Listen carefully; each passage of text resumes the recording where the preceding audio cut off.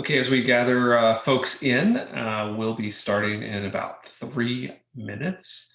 So we'll just, like I said, we're just gathering some folks in, and we'll be starting the call in just 3 minutes.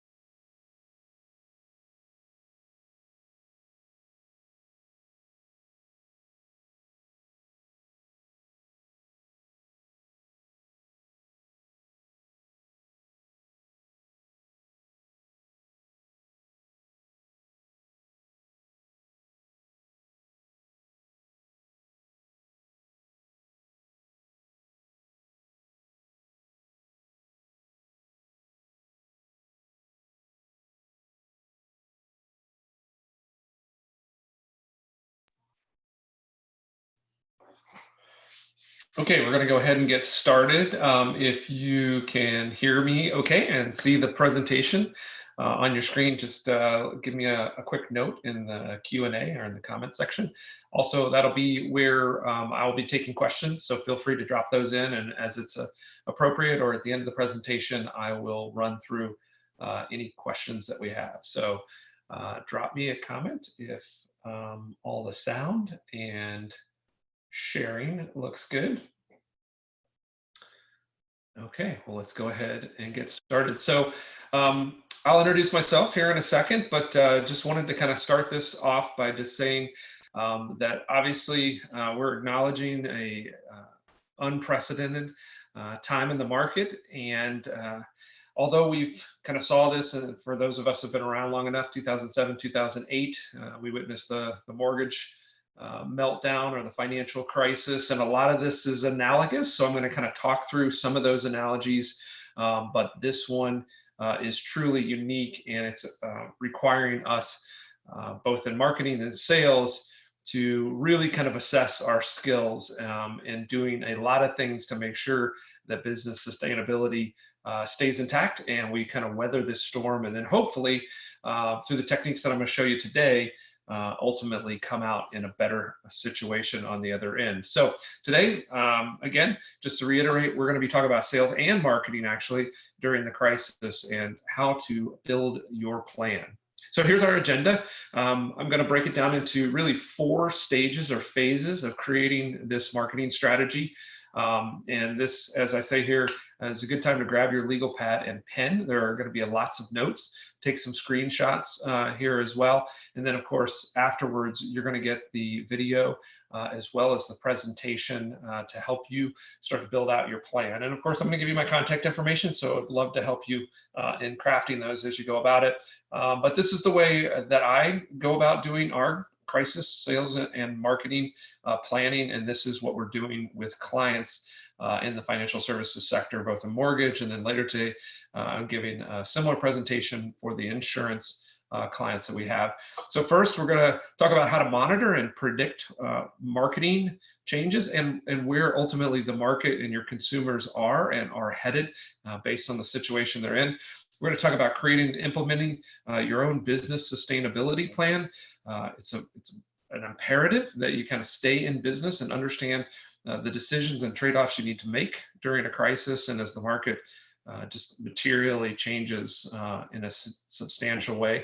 We're also going to talk about, and this is probably the most important part of the whole presentation, is how to develop sales pipeline retention programs. It's obviously critical that you hang on to those sales that you have in the pipeline, and of course, continue to bring those sales in. And then ultimately, we're going to talk unapologetically about actually identifying and pursuing new opportunities as they're being created and really assessing how this crisis is going to change and produce essentially a new normal. So let me introduce Kaleido, which is my company, my marketing agency, and myself, Bill Rice. Just by quick thumbnail, and this is the most important part of the brief, but I do want to make introductions here. We were founded in 2005, and as you can see by that date, and if you're in the mortgage industry and have been around for the last decade or so, you know that that means that we weathered the last financial crisis. So there is some experience there. Even before that, I worked in the banking sector through 9/11. So there's a lot of experience here in this agency in weathering these kind of economic storms. In this particular case, we have one more layer of a health crisis as well, which is going to make it interesting to say the least, and definitely more challenging. This is who I am. So again, been in this business, weathered a couple of major crises, came out of the military as well.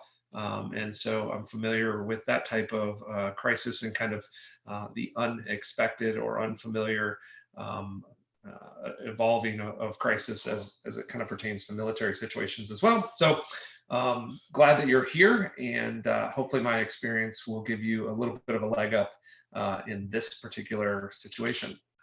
So first thing I want to do is just kind of do a quick market analysis, and this is something that you should be doing. Fortunately, as mortgage professionals, we're pretty good at this. We're always watching the mortgage and financial markets. We do understand kind of how the markets work and how the numbers work. But in this particular crisis, there are some other things that we might want to consider. But again, you have a little bit of a leg up on a lot of other businesses that I'm consulting with. So here's what the market looks like today, and the best I can assess it. And some of this, as I'll go through here, has already changed since when I put this presentation together over the weekend. So first and foremost, and again, we're familiar with this from the financial crisis, risk is curiously unpegging itself from the traditional market indicators. So typically, as the Fed funds rate and the pricing on mortgage-backed securities kind of changes, there's a pegging of the interest rate market to those markets, which represent a pricing of risk, the pricing of repayment on mortgages, and the pricing of the cost of funds from the federal government. But in these times of uncertainty, you get this kind of weird disconnect in risk. So although the rates are historically low from those two benchmarks, the actual spread is increasing. So actual interest rates or mortgage rates in the market aren't necessarily reflecting that lower cost of funds. So you get this weird disparity where you think the rate should be low, but for whatever reason, they're either staying a little bit higher than you would expect, or they actually climb because of uncertainty. So that's important to know and kind of understand. The market's currently not driven by fundamentals, not driven by these traditional market factors that we would look at. They're actually driven by fear and uncertainty and, of course, government action. So as we start to talk about how we monitor the market, it's going to be critical to kind of understand that and to tune in to those things that are actually driving the market. Then the other thing that's kind of important to know, and this is kind of a blessing to everything that we're going through right now, we actually did enter the crisis from a position of economic and credit strength. If you remember when we kind of went into the mortgage crisis, in some senses, it was kind of a boom market, but actually what was happening on the back end is people were accumulating debt. So there were very high debt loads. The actual cost of money, the interest rates were fairly high, even in that point in time, even though there was a refi boom and the rates were lower than they had been traditionally, they were still high. So the cost of money and supporting business was a little bit higher. And so we come in with a position of strength. And so that's hopefully going to help us through this crisis a little bit better. Housing inventories still remain low. Again, all of this is sort of subject to kind of how long this thing lasts. But right now, that should actually hold up home values for the most part because we're not seeing a ton of additional inventory. Of course, constructions come to a halt pretty much because of what's happening with the virus and just kind of working, non-essential working has kind of halted. And so that position, inventories are not necessarily going to change, and that should hold up home values for the foreseeable future. And even as we come out of the back end of this crisis, home equity remains high. This is important. So people do have value in their homes, and because we think that those home values are going to hold, that equity will be there. And so depending again on how this crisis kind of unfolds and how long it lasts, at some point, either now in the immediate future, or even potentially on the other side of this crisis, people are going to want that cash. Cash is going to become more and more lucrative to consumers. And so you can expect potentially a lot of refinance activity, regardless of the rate environment here over the near and foreseeable future. And then here's a big one that a lot of people are not thinking about or haven't considered. The price of mortgage leads and advertising is actually in the process of crashing. So there's a couple things that were causing this. One is just the fact that when we got that little refi pop, a lot of you were overwhelmed and just sort of paused the leads because you just had so many leads that you're trying to work and get through that you just simply could not keep up. And then subsequently, as some of that might have subsided and the crisis became more uncertain and potentially higher risk than we kind of previously imagined, a lot of people are cutting their marketing budgets. And so that's lowering the cost of leads because in some cases, lead providers are just hurting for customers because everybody paused their lead flow. And then advertising, Google ads, Bing ads, all of that sort of advertising is actually going down as well because oftentimes those kind of paid media purchases and advertising budgets are actually pulled. And so a couple things happen there. One, the competition leaves the market, which leaves an opening and an opportunity. And then of course the cost per click, because there's less competition, actually goes down. So right now we're seeing some of those effects. So here's what we do about all of that. We've done kind of that analysis. Now it's time to begin monitoring the market. But as you're doing that monitoring, it's super important for you to understand that ultimately it's broken. So a lot of the traditional indicators that you're following or the things that you're looking for in the market might not actually be working properly. So you have to kind of look at everything with a little bit of suspicion, and then of course analyze it within or through the lens of what is actually happening that's different and unique and potentially not natural with the market itself. Here's one of my favorite analogies as we go through this is just, a good running back, a good running back coach will tell a running back, one of the most important things for a running back is to just keep those legs pumping. As you smash through the line and you bounce off of tackles, just keep the legs pumping. And that's really what we need to do as we go into any kind of crisis. We need to keep moving. We need to have a bias towards action, not kind of sitting down and stressing and being paralyzed by everything that's going on around us or paralyzed by analyzing everything. We need a bias towards just taking action. And then of course, just keep smashing forward through that line. Here's another thing, as I mentioned, as it pertains to advertising and marketing and lead buying. This is really a great opportunity. The Warren Buffetts of the world, I'm going to put a sort of a stock market analogy on here. The Warren Buffetts of the world like to buy in these sort of catastrophic type of markets and crisis situations, because essentially they're buying that significant dip, and then they're going to put it in their portfolio and allow it to grow from that artificially low point. So when we're talking about advertising, when we're talking about lead buying, really the advice here is to buy the dip and nurture the curve. Essentially what I'm saying there is we're going to buy those leads, those inquiries, even aged data, consumer data. We're going to do the advertising for people that are making the inquiries, and at a much lower cost, we're going to acquire those and place them in our database.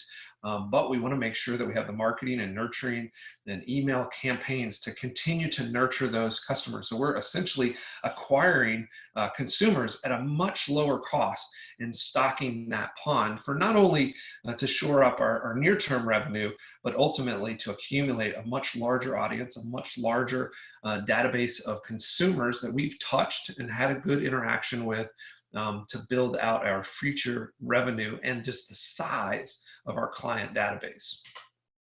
Therefore, we ultimately are looking to set up a crisis system, and that crisis system should be built around a few specific activities.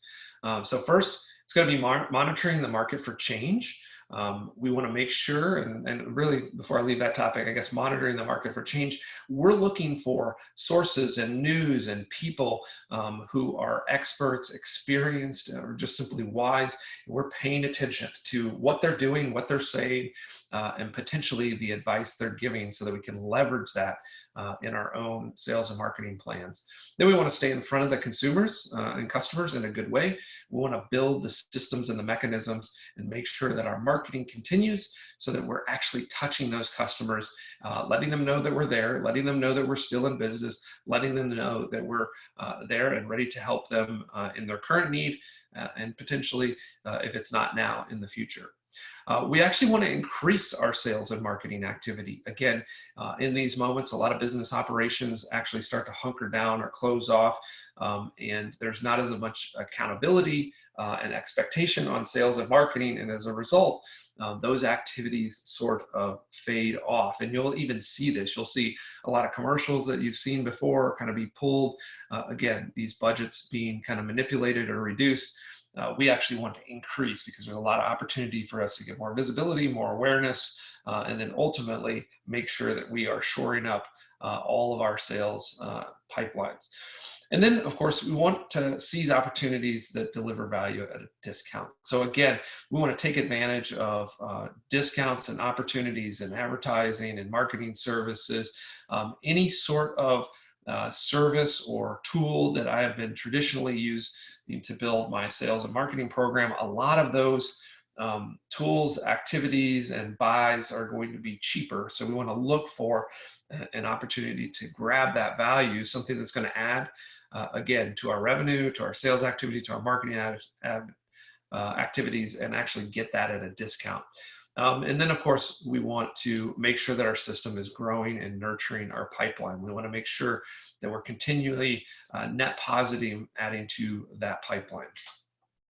All right, in order to kind of build and go through this process of building our crisis plan, there's a couple of mental models that I like to keep in mind. So mental models, if you've never kind of thought about these or heard that term before, they're really opportunities to kind of create shortcuts in looking at situations and determining the best way to make a decision. And so there are all kinds of mental models. There's some great websites that have a whole list of them. I've just picked out a few of them that I want to kind of talk about that are specific, I think, or sort of fit well within this particular crisis. And then I'm going to help you sort of build your own mental model as it relates to the mortgage industry. So the first one that I like is, and really applies in this situation, the map is not the territory. And you have probably already seen a lot of examples of this with politicians and with people who have talked early about what was going on with the coronavirus. And really the principle here is just when you look at any map, it gives you some general guidance, and in a lot of cases, it's very, very detailed. But ultimately, at some level, there is a reduction of data. It's not actually a full depiction of reality. So there are things that are left out. There are details that are not there. There may even be inaccuracies. So as you're monitoring the market, and again, perfect example of this is when I said, hey, monitor those typical metrics and benchmarks that you use to look at the mortgage market every single day, but understand that it's broken. There's some details that are not there. There's some rules that have been broken. There's some things that have been changed. And so again, you want to sort of map out your plan, but understand at any given time that plan might need to be adjusted because it's just simply not accurate based on the current situation. Another one that I think is particularly important here, and I've been practicing this one a lot, is really the principle of, or the model of circle of competence. It's really important in just normal business, but particularly in a crisis, to know what you understand and seek the expertise for what you don't. And it's important to really be honest about the difference between what you do know and what you don't know. And then, of course, try to build those concentric circles out with other people that you trust and have that expertise and that experience. So if, even though you're kind of probably watching a lot and learning a lot about the coronavirus, you're not the expert. So you should be consulting the experts in that field, and you should be watching and including them in your network. I love to use Twitter for this. The Twitter feed that I've kind of custom built for this crisis has a whole mixture of people. It's got people from digital agencies, it's got people from the mortgage market, which we support, it's got insurance people, it's got financial analysts in there, it's got some news people that I trust, and it's just sort of a mix of folks in there. And that's important, is to really, again, know what you understand and make sure that you're seeking expertise for what you don't. So sales and marketing is a perfect example. If you don't have sort of crisis management on your team, make sure that you have that extra layer added into your sales and marketing team. Here's a few mental models that are important to kind of keep in mind as you're building out your mortgage lending plan during this crisis. Understand how interest rates are set. We've already kind of talked about how that model is broken. This is a perfect example of the MAP model here, is the interest rates are not kind of working correctly. The financial markets are not working correctly. So don't instantly assume because the rates, the Fed takes some action on rates and moves them to zero, that interest rates on mortgages or mortgage rates will necessarily go down. But we just heard some things today that basically the Fed has said we'll buy everything that's necessary on the mortgage-backed community. So that changes everything, right? That changes everything about how mortgages are priced and what's actually going to happen in the market. So again, understand how that process normally works, and then understand what of it is broken and how those decisions are going to be made going forward. How are credit decisions made? As again, the landscape changes, this model is going to be broken. Traditionally, it looks at credit scores, it looks at the historical the history of repayment by the individual borrower. But if we get 30% unemployment, all bets are off on traditional credit models. So things will change significantly there. How are homes valued? Again, understand what's driving that, what is traditional, what is not. How are mortgages processed? When we talk about pipeline retention, this is going to be a significant piece of this. The actual steps that you go through to move a loan from application to actual funding is going to become more and more critical. The efficiency of that process, the importance of not making any mistakes and inadvertently delaying something that's moving through that pipeline is going to become critical. And then the three components that I talked about just before, interest rates, credit decisions, and home values, a lot of those rules could potentially change in there. So how do you deal with that in your processing? It's really important to assess those elements and figure out how you can become more efficient and not get something clogged up because, again, the rules have changed during the crisis, and being prepared to sort of pivot and move just based on what has changed in that processing. How are loans funded? Again, reaching out to your wholesalers and your lenders and really understanding what's going on in the funding process. This was a huge thing in the mortgage meltdown, is all of a sudden loans just simply didn't fund. Warehouse lines that we thought were intact no longer existed. There could be a scenario like this where you need to kind of have a contingency plan where those who are correspondents, maybe you are less dependent on that warehouse line and kind of drop back into maybe a little bit less profitable or attractive, but drop back into the broker model. So again, there's all kinds of potential things in that middle model that need to be adjusted or understood or thought about. Why do people buy homes? Why do people sell homes? This is all about positioning, things that you might need to do to reposition your marketing and advertising to change sort of the environment as to how these transactions are taking place. So people buy homes for a lot of different reasons. One, primary shelter. So there could be people in transition that just have to buy a home right now. So those are fairly intact. But there's a lot of people that buy second homes, investment homes, or are moving just because they want to move up to a larger home. And a lot of that activity is going to stop or be changed in the near term. So as you're looking at your pipeline, this is going to help you grade and prioritize transactions. Why do people sell homes? Again, people sell homes because they're moving. That's probably not going to be happening right now. People sell homes because they want to move into a different home, upsize, downsize. That's probably put on hold for a second. People sell homes because they're in divorces, they're in financial distress, and a whole host of other reasons. They maybe have a second home or investment home, but now they can't sustain that, or they need the cash from that. So there's going to be new opportunities. Why do people refinance mortgages? To lower the rate, to lower their, to change the term, to potentially get cash out. And again, so all of those, all three of those sort of categories of why people do these transactions don't necessarily go away, but certainly the market is shifting to favor some of those transactions over others. And so that's going to be super important when we start to think about pipeline retention. Okay, business sustainability. Now we're talking about your business. This is kind of like being a startup. Oftentimes as you're in a startup, you have one business plan, you have one thought towards how you position yourself in the market, but over time that changes, or you learn more and you have to pivot.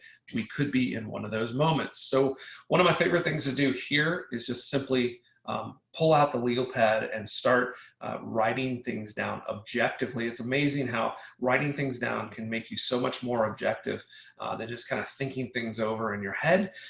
Your head just sort of contains emotions, it contains irrational fears, but there's something, I don't know why this works, there's probably some psychological study on this, but if you write it down on paper, it seems to be more objective. So this is my first step whenever I'm in the midst of a crisis or doing crisis planning, is just simply auditing the facts.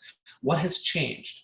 Remarkably, a lot of times, even though your fear is set in and you're starting to react, a lot of things haven't really changed. So we've kind of been in this for a week or two, and really for most people, nothing has really changed, but we're in a heightened sense of fear and panic and uncertainty. And so our behaviors are starting to get a little erratic, but it's nice to kind of sit down and audit the facts. So for most of you, even in your businesses, probably not a lot has actually changed at this point. So that gives you some sense of comfort, allows you to breathe and kind of settle in to some more objective thinking. Next thing we want to do is we want to write down what's likely to change. This is probably what's already stirring up the emotion and the fear, but just understanding that these things are in the future and sort of itemizing what they might be allows you some time to kind of think through, if this were to happen, then what would I do? But then being comfortable in the fact that it actually has not happened yet. The next thing that I want to do is I want to look at that list and I want to start to itemize what of those likely changes are temporary and what are potentially permanent or lingering situations. So what might actually become a permanent part of the new market. Those temporary things, I want to make sure as I adjust my process and I take advantage of those kind of short-term changes, I'm not necessarily reshaping my whole organization or all my processes. I am literally putting into place temporary systems to account for that temporary environment or market or change. But those things that seem to be permanent or may linger afterwards, I want to start to become more intentional about what those systems would look like if that did truly become the long-term sort of new normal, not to overuse that term too much. And then the last couple things is I want to do, and this is kind of as a result of understanding what's permanent or might be lingering, is begin to position my organizations, my systems, and my processes for both the short term, again, putting in those temporary situations, and then for the long-term changes where I'm actually building systems that can be iterated on and can become more and more a central part of my operations and organization. Okay, so now let's get really, really tactical. These are the things that we are doing for clients right now as it pertains to business sustainability. First and foremost, we are updating websites to acknowledge the situation.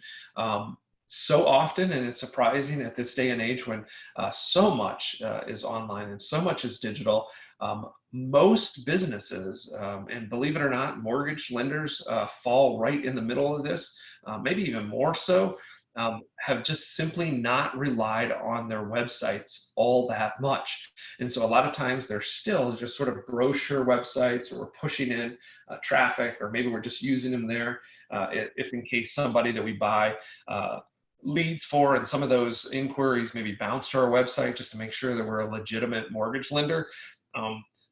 But they're not really using the website as a core piece of their business. And so it's going to become increasingly important, and we're doing a lot of this where it is 100% digital. You can't go out there and meet your customer in their home. You can't build up and do the networking activities like you did before. So it's going to be increasingly important to really focus on that website and make sure that you can use that website as a real-time and an active part of your business operations, your marketing, your advertising, your contact with customers, simply informing customers of your products and services and how to communicate with you. That website is now become your headquarters. It's become your central hub for your business. So we're doing a lot of updating and refactoring of websites to really acknowledge and help respond to the coronavirus, the situation, both health-wise as well as economic impacts.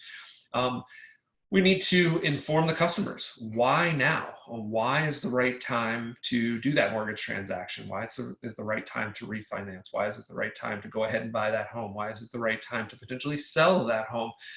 So really understanding and breaking this down with content, with sales collateral, with emails, and begin to build the message around informing your customer of why you should go ahead and do that mortgage transaction. We want to be creating relevant content, and we want to be participating in the discussion. We want to make sure that we're actively the information and resources that our customers need, so that they don't go off, obviously, to a competitor, or they don't get misinformed or alarmed by maybe some things that are going on in the media. We want to turn to our email list. This is probably our most direct connection to our customers. Hopefully you already have an email list. If not, you should probably dig back into your CRM. You probably got a lot of past clients, a bunch of old leads that are sitting in there. Go ahead and email them and just do a check-in. You can create a campaign with 1 or 2 or 3 emails. Just simply checks in on some of those old relationships and see where they are and if they do have any mortgage needs right now. If you don't have a list at all, now's the best time to begin starting that list, because people are simply reaching out to communicate and to understand what's going on with your business, and so they're more susceptible to actually being a part of your email list. The open rates, the click-through rates just simply continue to rise, because people, especially in this particular crisis and situation, people are isolated, they're disconnected, and so they're kind of reaching out for communication. So encourage you to really emphasize your email program during this time period. We'll want to reduce the friction and make decisions easier. So to the extent that you have the flexibility in your products and services, just simply make things easier to make that decision. Make the decision points, potentially the requirements, again, to the extent you can. In a lot of cases, mortgage, there's not a lot of flexibility here, but if you can defer some things, or you can ask for all the documents kind of in an easier way, or somehow you can kind of show them what it is that you're looking for. Look for any way throughout that process to kind of reduce that friction and make it easier for them to say yes and move through the process. And then last but not least, and you'll hear me talk about this a lot because I think this is one of the biggest opportunities as it pertains to you as a CMO or a marketing director, and that's really to begin at a very low cost, stock that pond and build out your database for the future, so that you can really blast out of this thing on the other side with some nice solid foundation. Okay, let's get into sales pipeline retention. This is probably the most important part of this whole webinar, is just really understanding how to hold on to this revenue and how to continue to build it. All right, so here's a couple of keys to any sort of sales pipeline retention program. And the nice thing about building a lot of these systems is, although we're doing them kind of in crisis at the moment, ultimately these are practices that will make your sales pipeline more efficient and have a higher throughput anyway. So there is absolutely no wasted effort here. All of these things are going to strengthen what you do in the future and certainly preserve and sustain you during this crisis. All right, so first and foremost, we want to start grading and prioritizing leads and call queues. One of the things that we're often guilty of in the mortgage industry is just kind of taking leads in as they come and simply prioritizing them in sort of reverse chronological order, or not reverse chronological, the actual the time that they come in. So the newest leads are at the top and we hammer those, and as other ones come in, they sort of kind of push those older ones out. And so we're just kind of prioritizing based on when they enter into our queue. We just sort of dial through them indiscriminately. Some of you have gotten a lot more sophisticated and you are starting to do some of those grading and prioritization activities.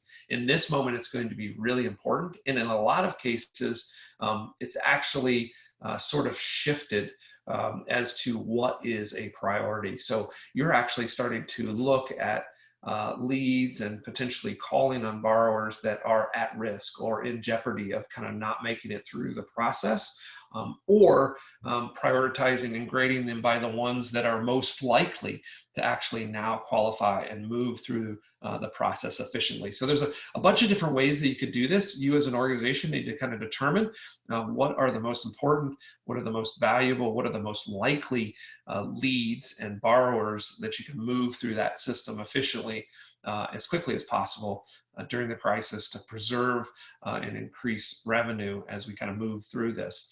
Another important part of that pipeline retention program is text messages. If you have the approval or the authorization to text message your clients, you want to leverage that. This is one of the highest contact and response rates as far as communication mechanisms. So you want to leverage that, particularly in crisis. It's really a good time and it's an easy way to be able to build out those text messages, and you're going to get a better contact rate than email or even phone calls.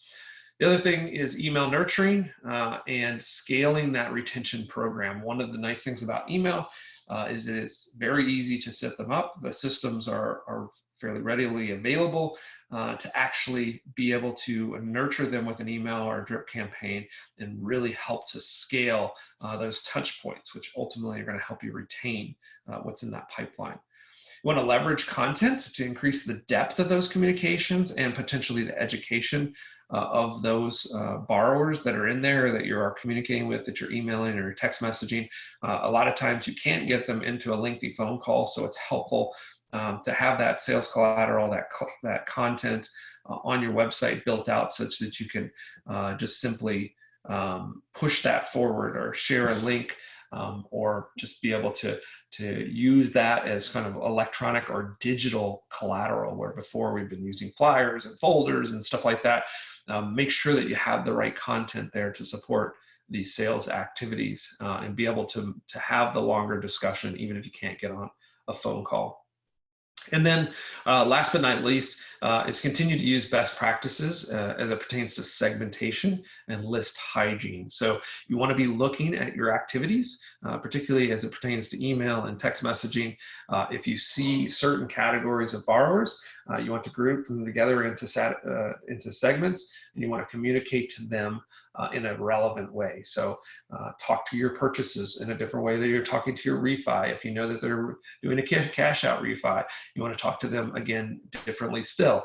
And then, of course, list hygiene. Simply make sure that you're not continuing to mail or text or even call people that are non-responsive, because this simply is going to start to impact your contact rates. It's going to also impact, as it pertains to email at least, it's going to impact your deliverability. So make sure that you're only emailing those that are responsive for the most part, and cleaning out those ones that you've just kind of come to a point of inefficiency. All right, so some very specific things that I like to do in building out my crisis retention program.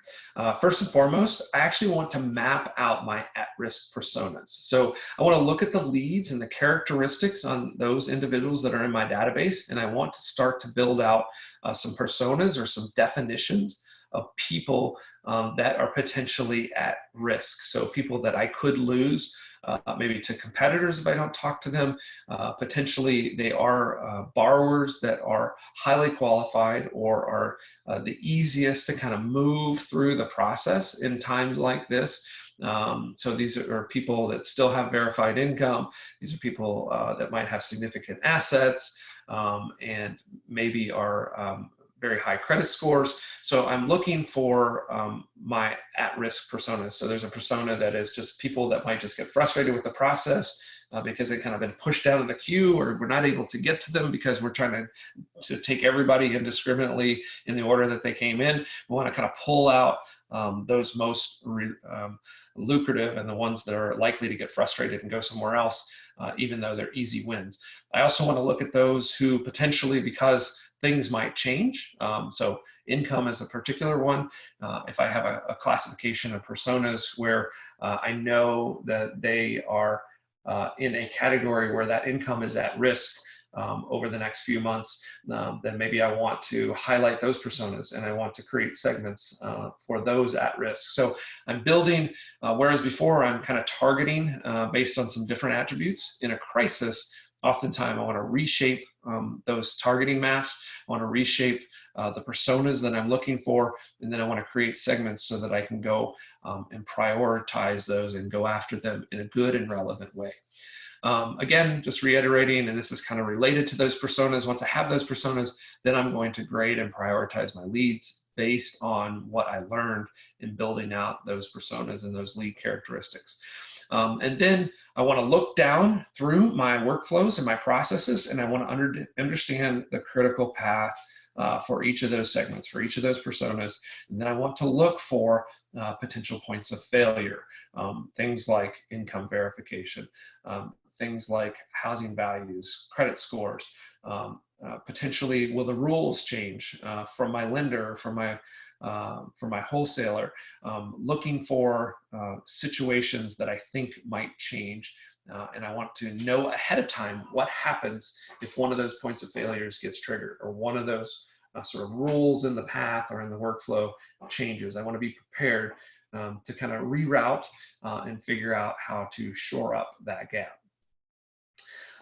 This again pertains to content. This next one is just being able to support the sales process. And again, so much of our sales processes still are built on paper or built on the assumption that we're going to have some sort of networking activity or face-to-face or even just phone calls. So much of this is going to happen digitally. It's important that we've built out some sales content and relevant content to support our sales teams. And again, a lot of the traditional content that we're using just doesn't seem relevant or doesn't seem as though we're paying attention. So be careful of just kind of handing out the typical first-time home buyer guide or ebook. There is a necessity to kind of pepper that with a little more relevant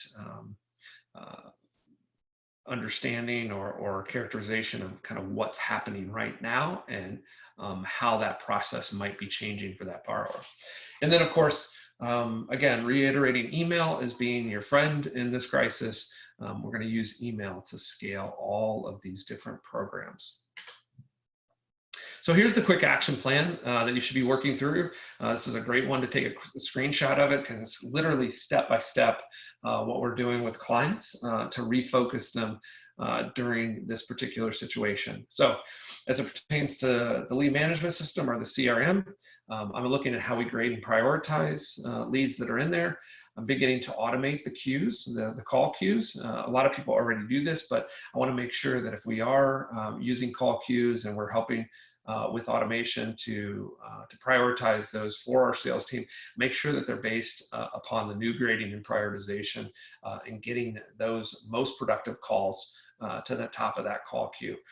As much as I can, I want to start leveraging text messages and giving my loan officers access to the tools to have text messaging conversations, because in a lot of ways that might, although people are picking up their phones a lot because they're sitting at home, text messaging is still probably your highest contact rate. And a lot of people are super comfortable in having their initial conversations through text messaging. So try to use that. We want to institute drip mails. A lot of times our CRMs, we never take advantage of the email campaigning capabilities that they have. I want to start leveraging that during this time so that I can move through more of my pipeline because for a variety of reasons, I want to be moving through that pipeline more efficiently and at a higher activity and volume than maybe I've been comfortable with before. I want to be responsive to anything that comes in. So as things come in and people want to do business with us, we want to make sure that we get them everything they need to be successful in kind of moving that transaction forward. I want to keep scripts and FAQs current and relevant. Take a good look at your call scripts, at your frequently asked questions, and really start to infuse those with questions that might be relevant to what exactly is going on now. Let's move into email marketing. So these are the things that are happening. Typically, I like to refer to them as lead nurturing. These are things that are happening outside of the core sales activity and that sort of the lead management that are nurturing my larger database of clients. And so a couple of points of advice here. Would either consider pausing or having a very close look at your automation, because again, the automation that you were using before might feel a little bit awkward at this time. So at the very least, do a good review of what's actually going out in those automated campaigns right now and make sure that they're still appropriate for this point in time and what's going on. Want to audit all of our email messages and make sure that we're just keeping them simple and personable. Again, the big, flowery, beautiful marketing emails are probably not going to cut it in times like this. The simpler, the more text-based, the more feeling of them being personable, or even just your loan officers pounding out some personal emails is going to be some of your best used effort as it pertains to email. Segment based on grading and prioritization. We've talked about that kind of a couple times, but it's really important to be able to be talking to the right people when you have really so many people that you need to get through in this moment and touch base. And then again, keep email messages current and relevant. Take a good hard look at each of those. Make sure that we're acknowledging the situation in each and every one of those emails. Content marketing. So the actual content that we're pushing out there, this could be blog articles, this could be, again, email messages, this could be sales collateral that we're building, any type of content that we're producing. We want to first audit that editorial calendar. So anything that's kind of in the queue and that we're working on, we want to take a look at that calendar and make sure that, again, it's relevant and appropriate. We want to increasingly support sales with relevant content. So you're probably actually going to shift a lot of your marketing effort into supporting sales directly, because again, they're on the front lines of retaining that pipeline and adding to it. So some of our activities in marketing might be tilted more towards supporting sales and getting them the digital assets they need to be successful because they can't go face-to-face with clients anymore. We want to create guides, checklists, and articles, just simple consumables that, again, can be digitally delivered and probably offset some of the more traditional sort of physical pieces of marketing collateral. Consider video if this is at all an option for you, or you have somebody with some great talent or feels comfortable in front of the camera. Go ahead and consider video. Again, this is a great tool, and a lot of people, especially in this crisis, that have time on their hands, they're isolated to their homes, are consuming a lot of this video content and might appreciate that better than some of the more sort of traditional ways of going about doing content marketing. And then again, step back and write relevant scripts and FAQs, refactor them for the current situation, and sort of build those in so that your salespeople are talking in a really good, relevant way to everybody that's in that lead management queue. SEO, PPC, lead buys, this kind of goes to the advertising component of things. And again, there are a lot of opportunities here if you're willing to and you have the budget to continue advertising. You want to actively monitor the changing search landscape. One of my buddies just published, it's amazing, kind of the explosion of keywords around coronavirus and around COVID-19 and how they relate to the real estate market, to the mortgage market. So there's all kinds of questions that borrowers and consumers have about mortgages, about real estate, about financial topics, about insurance, that are all related to how are those things going to be affected by the coronavirus. And so actively get a way or talk to your agency about monitoring that changing search landscape and helping to inform the content that you're creating, the emails that you're sending, and of course the sales scripts that you're doing, because those are going to give leading indicators as to what questions borrowers have and what they're searching for. We want to leverage market opportunities as it pertains to advertising. Like I said, we want to buy low and stock that pond and nurture that database, because a lot of those inquiries, a lot of those leads can be gotten for a much lower cost of acquisition. Okay, this is kind of the last section, and I think it's really important when we're talking about identifying and pursuing opportunities. So often when we're in crisis, people definitely are empathetic and sympathetic to everything that's going on, and they sort of feel that it's not right to look for and pursue opportunities that materialize in the crisis.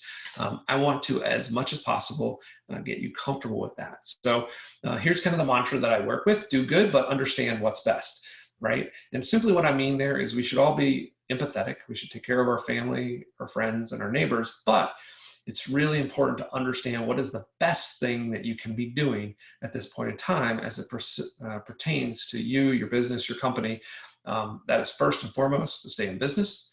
Number two, to efficiently and error-free lend to qualified borrowers. So as it pertains to mortgage, you want to be as efficient and error-free as you can in that lending process. The less mistakes you make, the more efficient you do that, the easier it will be to get more of your consumers, more of your customers through the process in a good way and satisfy the need that still exists there. And then ultimately, and this again goes back to business sustainability, you want to do that process of staying in business and being efficient and getting those qualified borrowers through the process. You want to do that as fast and as frequently as possible. This is what's going to sustain you. This is what's going to generate revenue through kind of an uncertain time. So I want you to feel comfortable and understand that it's okay to pursue opportunity. And here are a couple things that you should be looking for. You want to look for short-term opportunities. And again, we live in a market-driven situation. So that means there's a need there and you're filling that need. So don't feel uncomfortable about that, and look for, again, short-term opportunities to kind of fill a need that nobody else is either seeing or is able to contribute. You see a lot of this going on. Obviously, there's auto manufacturers that are switching to making ventilators, and there's a whole lot of things that can be done in this time. So look for those needs that your customers or people that are sort of related to your customer base, look for those short-term opportunities. We want to prepare and position for the long-term opportunities. This is going to change the mortgage market. It's going to change interest rates. It's going to change the housing prices. It's going to change the whole landscape as it goes to getting mortgages and to refinancing. Get your organization prepared. Start thinking about what those long-term opportunities might be. And then ultimately, don't get paralyzed. Don't paralyze yourself with analysis and news and moral dilemmas, right? You can kind of think through all of those things later. We've just kind of seen this yesterday and today. Congress is kind of, you're witnessing this with Congress, right? There's something that needs to get done. There's a crisis that needs to be shored up. They know how to do it, but they're all of a sudden getting tied up in these little things that they want to do that would be nice to have, or potentially would be ideal if, maybe executives couldn't do buybacks, or maybe that airlines would consider and try to be better environmental citizens, but they're really not important right now. You can litigate and debate all that when we have room to breathe. And so that's kind of the example that I want to lay in there, is make sure that you don't paralyze yourself by kind of getting stuck in all those little kind of nuances that are ultimately important, but probably not a priority at the moment if we are to kind of move through this in a good way. And then ultimately, this gets back to my running back analogy. We want to keep moving. We want to take on a bias towards action. Okay.